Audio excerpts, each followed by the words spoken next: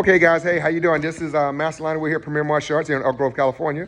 We're starting our virtual class for our teens and adults. So you guys get your gear on.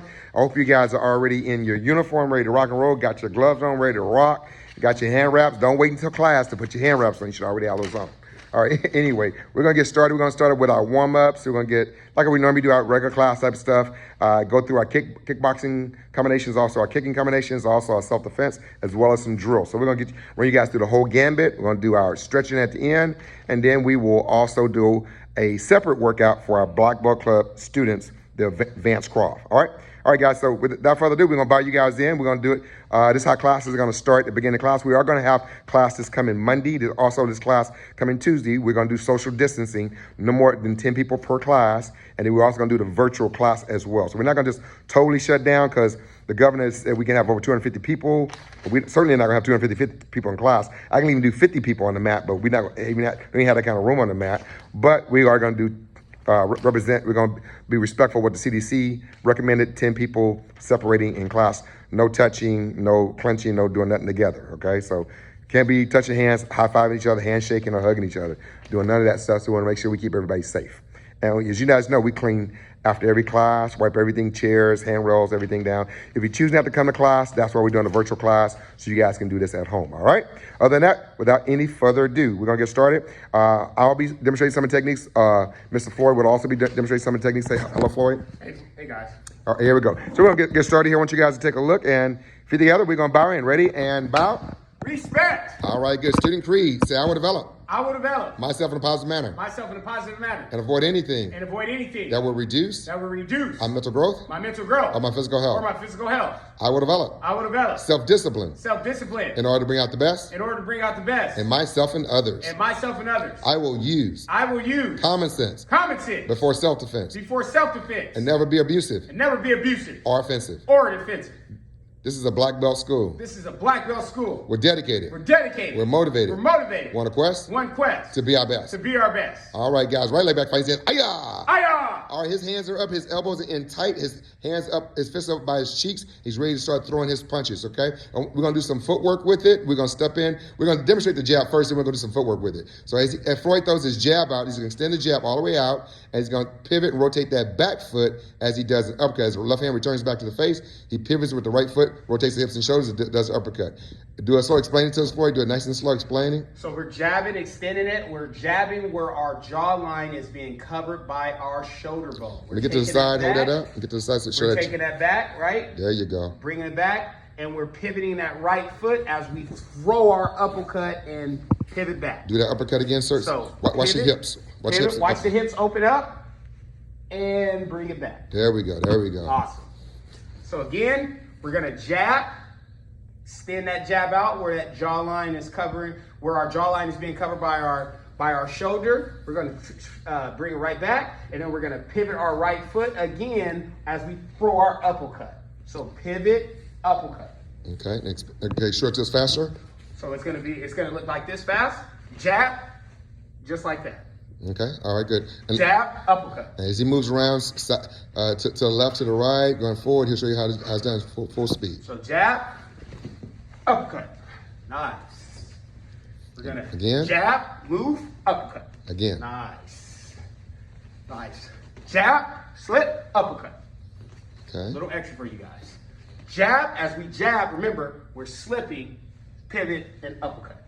Nice. Okay, that's a little extra move, right? A little extra boxing for you guys. Jab, slip, uppercut. We know Floyd's a boxer. He's adding that extra for you guys. Make sure you guys. Jab, slip, uppercut. So definitely, let's add the slip into it. That's good. I like that. Nice. Again. Two more. Jab, slip, uppercut. One more, sir. Nice. Jab, slip, uppercut. Okay, again, attention, sir. Sir. So you guys, I want you guys to do that for at least about a 2-minute drill. So put a timer at home. Do that for 2 minutes non-stop with your gloves and everything. And then once the bell rings, we're going to drop down for push-ups. So we're going to do chest knuckle push-ups. Explain what we're doing, Floyd. So when we're doing our chest knuckle push-ups, what we're doing is we're creating that wrist memory. That's what we're doing. We're working our wrists as we do our chest push-ups with our knuckles, okay? So it's gonna look straight.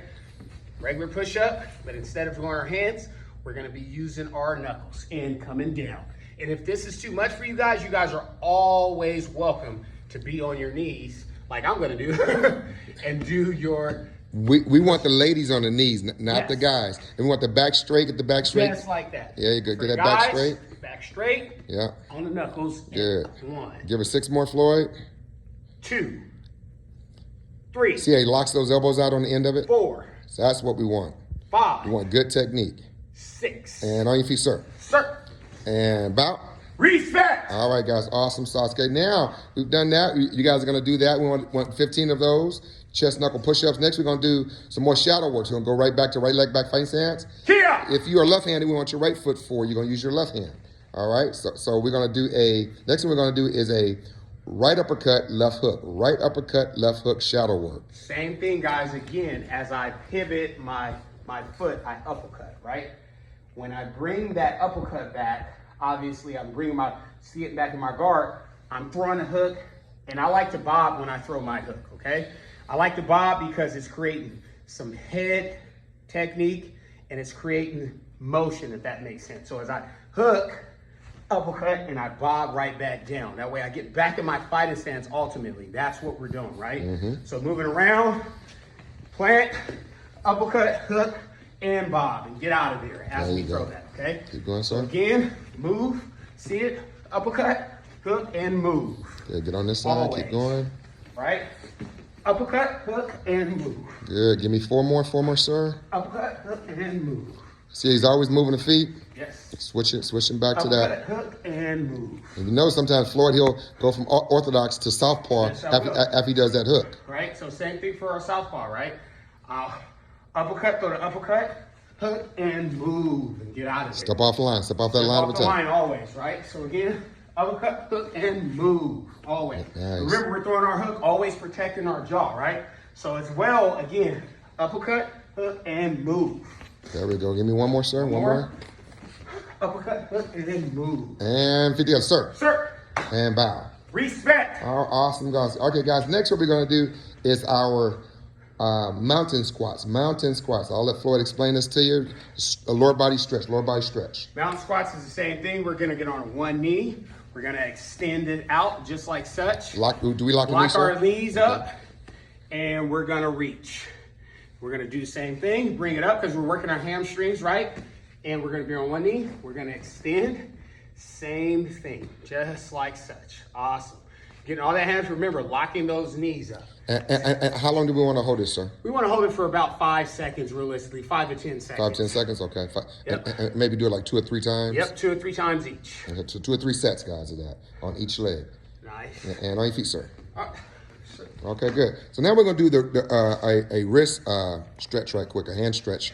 Floyd's going to demonstrate at full We're speed. just rotating our hips.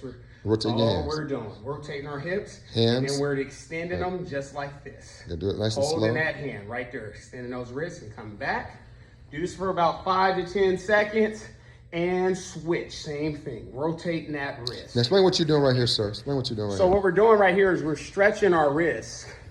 That way we don't get any tightness. Are you pushing down with And your I'm fingers? pushing down with my fingers. So like you're doing a wrist lock almost Yep. to yourself. Exactly. Loosen those wrists up. Loosening those wrists up, switching, same thing. Pushing that hand back, like he said, almost looking like you're doing a wrist lock to yourself. And doing it again. Okay. All right, and we want to do that for about a good 30 seconds to a minute. Loosens those wrists up, get that blood flowing, and again. And 50 others, sir. Sir! All right, guys, good. Next, we're going to do a front fall break soft. We're going to break fall forward. So we did this the other night. We're going to make sure you guys understand it. He's going to do it from a kneeling position first. This is what we did with the kids. So this is a good way to learn if you've never done it before. He's going to do it from a standing position. Okay, go ahead, sir. Explain what you're doing. Dropping, and we're slapping the ground as we drop. Now, do you land with your hands first, or do you land with your hands and your elbows? I'll land with my hands first and swell my elbows. Okay, same time. Okay. Same time. You slap Again, and slap before you break that fall. Slap the ground, slap the floor, and break that fall. Use all your forearms and your hands. Standing up, same thing, not being afraid, and you know the technique. Catching yourself. Catch yourself from that fall, yeah. Again. There we go. Beautiful. Again. One last one. One more time, guys. Excellent. All right, good. 50, yes, sir. Sir. Good. Now we're going to demonstrate outside crescent kick I'll demonstrate the outside crescent kick and also kicking combination number 9, which is the axe kick. Okay, Floyd, we're gonna switch. Thank you. Okay. All right. Here we go. You're ready. Here, folks. Right hand. Aya! From here on, you have your hands up, elbows in tight, and your hands, your fists up by your cheeks. Always want to maintain correct distance and technique here. We're gonna kick off the back leg with the outside crescent and the front leg as well. Do the back leg first. I'm gonna rotate and pivot my hip. Get my hips in line with the kick. I want the foot to come inside, then outside. I want to do a snappy one. We talked about doing stiff leg, which makes it more powerful. We want to do technique-wise. I want to bring the knee up, point toes down like I'm going to do a snapping front kick, but I'm going to point my foot down like I'm doing a roundhouse and snap it out. So from here, foot comes up, and I snap it out. Nice. Pivot, knee up, like a snapping front kick, just swing it out. Again, pivot, here. Bring it up. Up. Up. One more time. Up. One more. Just like that. Now I'm going to do the front one. From here, same thing. I'm going to point the knee up, not straight, but kind of at an angle. 45. And I'm going to point toes down. I'm going to snap it out. From here, up, out. Again, up, out. 2 more. Knee up, out. Again, hands up, out. There you go. One more. Up. And let's do one last one. Here, knee up. Okay, set, bow. So again, trying to practice that kick. You want to do about 15 on the back leg, 15 on the front leg. Working the technique, do it slow. You don't have to do it fast, but do it slow until you get the technique down. Once that gets down, then you can go ahead and move on to the next thing, okay? Make sure you stretch your hips out.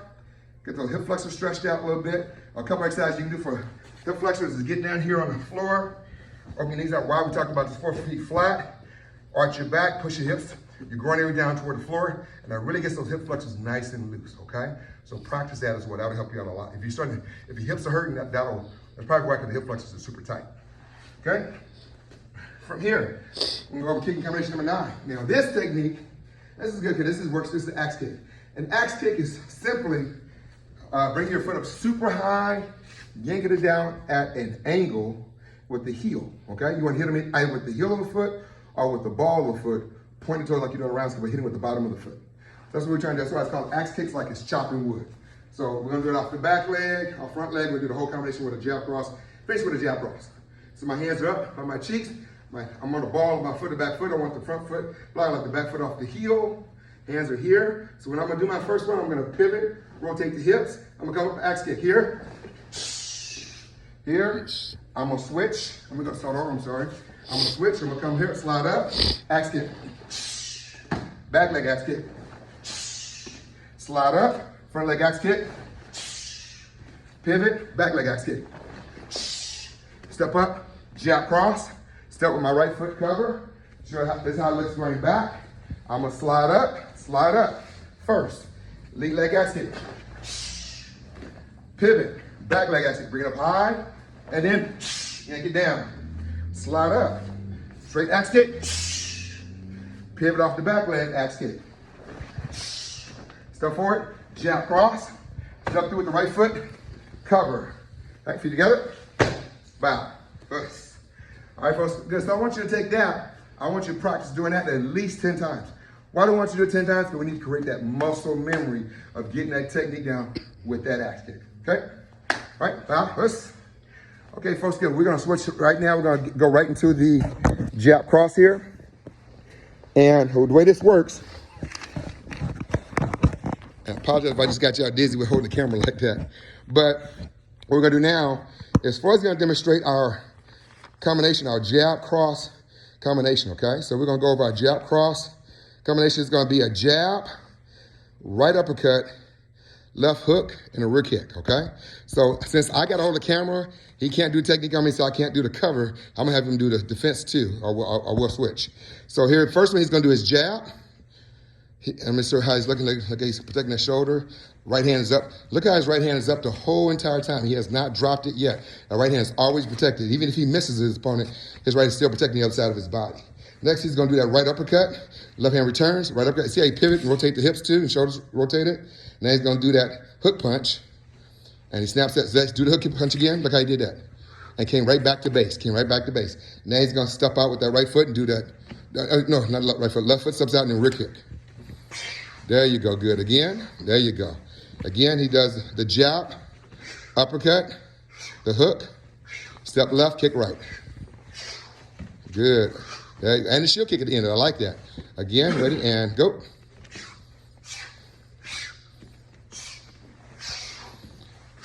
Yeah, exactly. One more, sir, and go.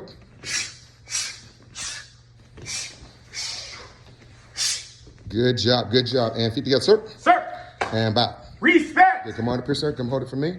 So we'll both get a chance to get a chance to practice it. So now what's happening is the other person, if you have a partner at home, a spouse or a friend or family member or a roommate that can help you out with this, of course you got the person, the Flo was doing the jab, he was doing an uppercut, he was doing the hook, right? And he stepped and did the roundhouse kick, okay? Very important that when you're seeing all that, I want you, as soon as you see the jab coming, you parry with the right hand, okay? As soon as he comes with the uppercut, I like to catch it with the same hand. When he does a hook, I like to cover with my hook. That way I'm ready for my other hook. So I bring the elbow up, back down quick, ready to shoot my hook. But instead, when I do another hook, I'm gonna step off and I'm gonna do what?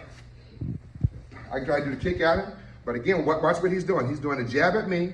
I'm gonna parry the uppercut. I'm gonna cover on the hook. When he does the kick to my leg, I'm gonna do a shield kick.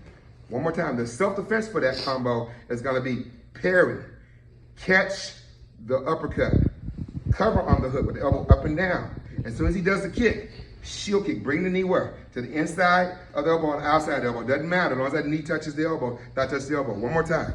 I'm gonna parry, catch, cover, hook, and then I'm gonna shield kick on the end of it. That's what we're looking at. On the kick, make sure that when you're doing the kick, you're doing the jab. There's the uppercut Flo is doing. There's the hook punch back to base. And then I'm gonna step off and I'm gonna pivot horizontally kick across that line. Again, I step, I pivot, knee up, across the table, all the way around, back to position, shield kick, and step back, ready to go. Always change angles, never stay in front of your opponent. Never stop, never do the kick and stay here in one spot. You should always be moving offline, moving out of range, ready to go again. Does that make sense?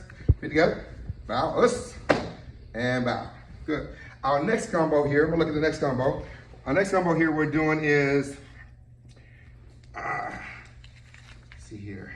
Oh, I know what we're doing. We're doing KRAV Maga techniques for a choke. Now the choke is the front choke, two-handed front choke. We've done this against the wall, and we've done it a few times, so we'll just make sure you guys see it again. I'll do it this direction.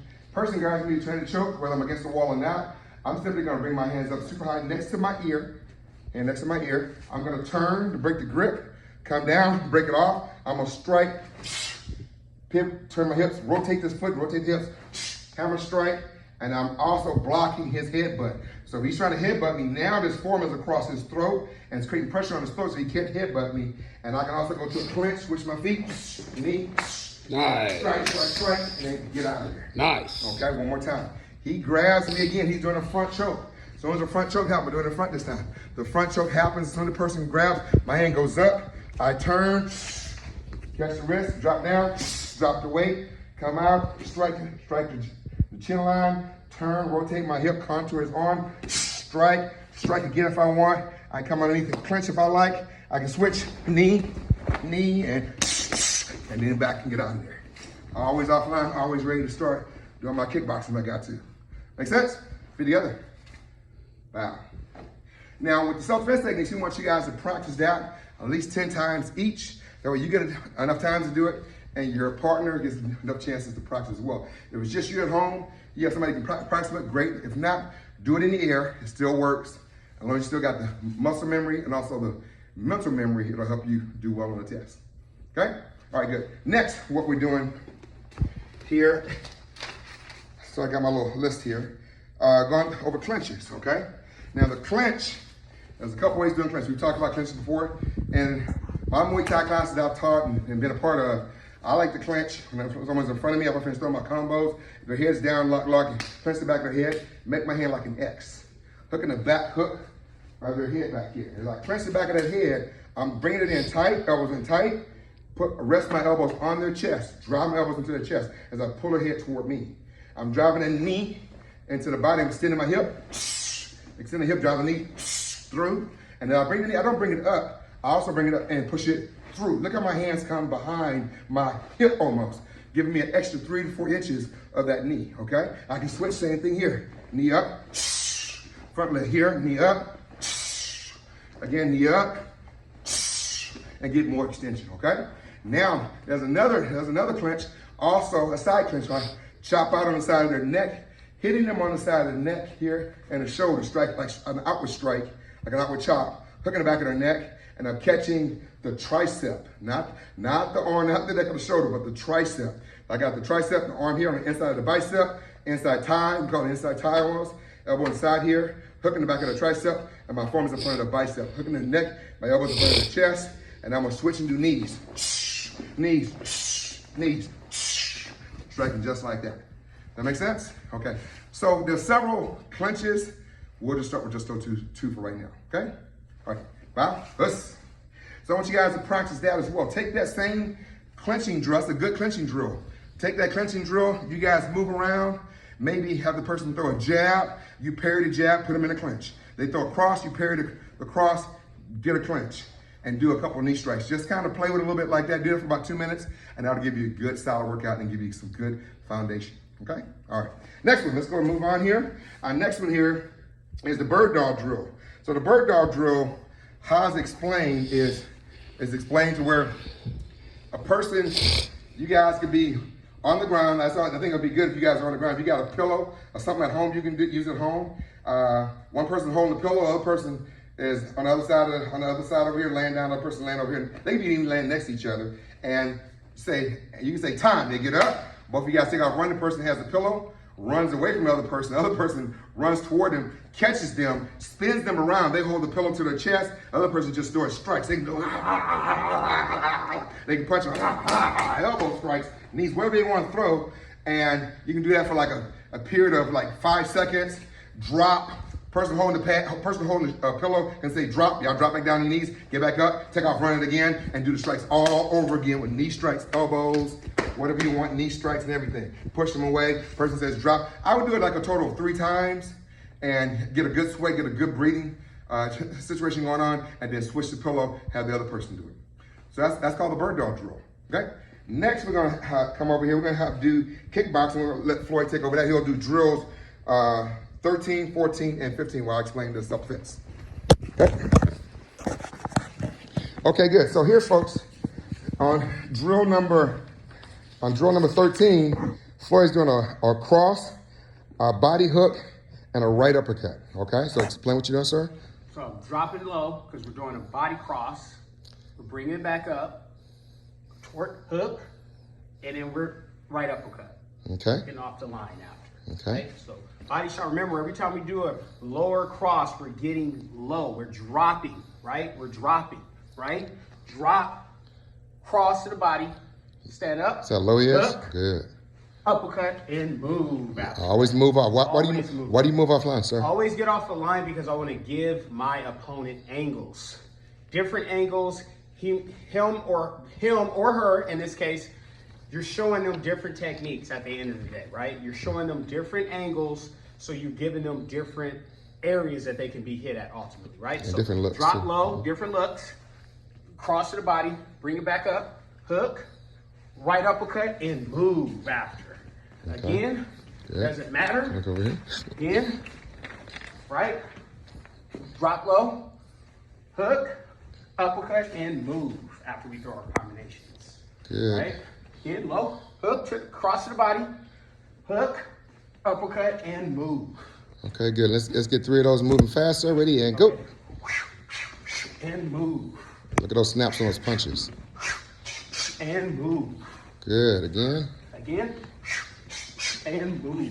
Good. And time. Sir. Good. Now, so if you notice he did that. Now, if you guys, I'm gonna have you guys, if you have a partner at home, have the partner work on their counters to that. The counters should be, parried to the ground, or you can block with body block it. Yep. You can also cover you can catch the uppercut catch it. And you can Carry also it down. cover hook on the end of it on the hook, okay? So you got those to do.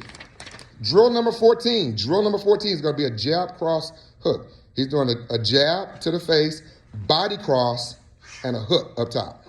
Okay? So a jab to the face, body cross, and a hook to the head. And when I throw my jab, guys, I like to throw my jab to automatically bob. Change levels. Right? Change that level, right? As I throw the jab, I already know to bob, right? Jab, cross to the body, hook, and move. Now tell them what happens, Floyd, after you do that jab. But what could happen if you still stand up tall? If you still stand up tall, someone can slip the punch, counter with the right. Overhand right, cross, or ultimately a left hook. Doesn't matter. So, right, we want to change the levels, kind of like a peekaboo style. So as I jab, see that? I jab and I get low. Cross to the body, bring it back, cross to the head, and I'm out of there. Okay. Right? Beautiful. Right? Again, jab, cross to the body, hook, and move. Good. Give me 2 more of those, Right? sir. Jab, and move. Right? Doesn't matter. Quick now, quick. 1, 2, 3, and out of there. There you go. Out of there. And if you watch you do it again, when Floyd does the jab, watch his jab. Watch his foot after the jab. And I'm out of Good. Let's do it again. Watch his foot after he throws it. Watch his foot after he does the jab. Did you see that, guys? You see, after he did that jab, he covered more distance when he changed levels. there. One more time. See that? Say cover distance going forward. So he covered distance so he can get that next shot Yes. in on him tight, So I that can body cross. explode. Yeah. Same thing with my jab. If you in boxing, how I was taught, when I throw it, right? Because again, I'm throwing, I'm committing with the jab, I'm closing distance. When Hit and cover distance. Right? Hit and cover distance. throwing it, see, I can throw a hook, I can throw the cross, or I can explode on the hook and move. Lunge the hook in there, knock him out. After that. Nice. Beautiful. And 50 sir. Sir. Good job. Now, folks, I want you to do that same drill. Take 2 minutes. Do that drill. Throwing the punches at someone. Or if you don't have anybody, just throw them in the air. That works too. And if you have a partner, have the partner work on protecting. You know how to block that, block the jab, body block the hook, and then also cover hook on the hook. Okay. Next one we're gonna do is drill number 15. Now, drill number 15. Unfortunately, I can't do it, but I'm gonna have Floyd still do it. He's gonna pretend like someone's throwing any punch they want. They can throw an uppercut. He's gonna block it and counter. They're gonna throw a jab. He's gonna parry and counter. They're gonna throw a cross punch. He's gonna parry and counter. They're gonna throw a hook. He's gonna block it and counter. All right. They're gonna throw an overhead punch. He's gonna block it and counter. So and notice every time he blocks and counters, he either moves offline or moves the footwork or moves the head. He never stands in front of his opponent when he's throwing punches or after he throws punches. Always moving offline after those punches or before those punches are thrown or as those punches are thrown. Block. Again, if somebody's throwing a jab, I'm catching it. I follow back with the jab. Again, as I jab, always move, right? Right? Or I can slip the jab, slip the jab. You should think about that from 2 components, because most people don't just throw a punch and just say, okay, we're gonna stop, right? They throw a punch, slip, right? Throw a hook, catch the hook. I can slip low to the body, or I can catch it, slip, and follow back with an uppercut, okay? Right? Okay, good. And set.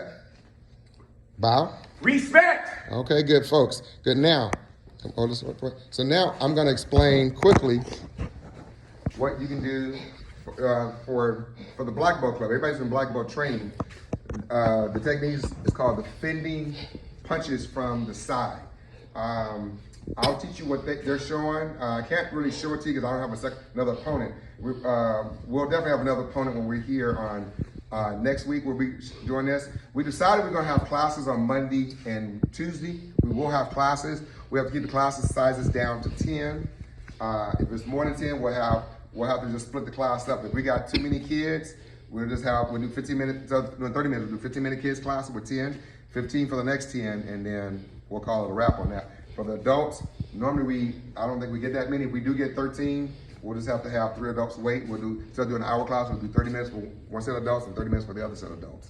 But that's how we have to do it, because we have our class sizes. We have classes earlier, so we can get the kids, parents to come to earlier classes. Those classes are not that full. That would be great. That way we can keep everything to a minimum and stay within the social distancing that we want to keep at 6 foot.